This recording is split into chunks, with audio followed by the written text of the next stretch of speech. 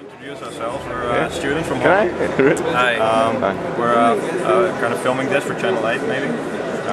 So could you maybe highlight some of the new features in Server 2008 R2? R2? Yeah. Sure, I would probably start with the better together scenarios with the sub client. Okay. And one of those features is something called branch caching, which allows us to basically, instead of requiring all the clients to download the web pages and files from the corporate network on maybe a slow link, the actual data is actually cached there locally on the client, so that other clients then can benefit from that branch caching technology. So once it's already been downloaded, the next client that tries to request that will get some sort of manifest that says, that file already exists in your organization, and they can get it from the client. Now, you can host that branch cache also in the local branch, so all that data is stored then on the branch cache server there locally, and you can do things like pre-caching. So you can pre-cache a training video, for example, that everyone in the organization needs to see this. Right. This will save your network. Slow links will benefit from this because it'll only be cached one time. So branch caching. How does this relate to TFS, the dynamic file system, I believe? That's sort of the same kind of feature, maybe? I don't think branch caching. Really sure, no, branch caching isn't really. For branch caching to work, you need.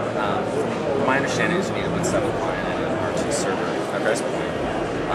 And then the other better together scenarios, I've got some written over here, but the direct access. Direct access is a big one.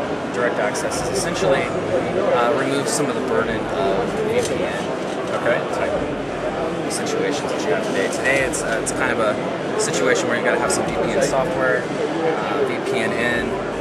The network topology is a little bit more complex with that scenario. In some cases, certain IP providers will charge you differently based on whether you're using VPN or not. And with direct access, it's a more seamless access to internal resources on the intranet for applications. For example, I don't know if you use Outlook, where you directly connect essentially without having to RAS in. Direct access authenticates before the user logs on. Okay. And direct access server, which is our R2 server in the intranet, manages the authentication. It uses the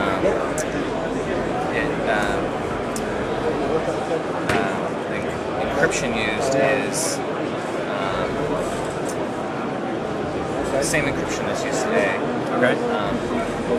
And you can configure this so that only certain applications are allowed to do this. It's treated differently inside your intranet if necessary. You can still use authentication through smart card readers or biometric devices and stuff. Okay, that's right. And let's see, boot for VHD as well. Okay. So without the need for all the virtualization software and such, you can have VHD on your hard drive and boot to VHD.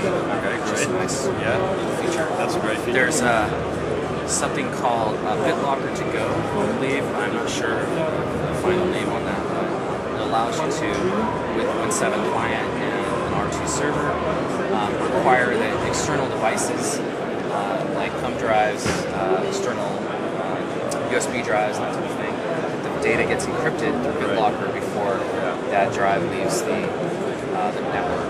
We've all got these USB keychains and everything floating around the office with data on them. So that can be controlled with policy and such on the R2 server.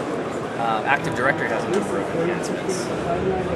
One of their most, important enhancements is the recycle bin in Active Directory and part of this. Oh yeah. Yeah. So that's great. Accidentally delete objects in Active Directory, you should recover those again through recycle. That's great. Yeah. I've done that a couple times. So I think that from my perspective, of course, there's been a lot of enhancements in existing features like Hyper-V and built-in and extensions to IIS and so on. Yeah. I think that the better together scenarios with 7 client are important. Okay. And so, but now you've... Yeah, it's great. So.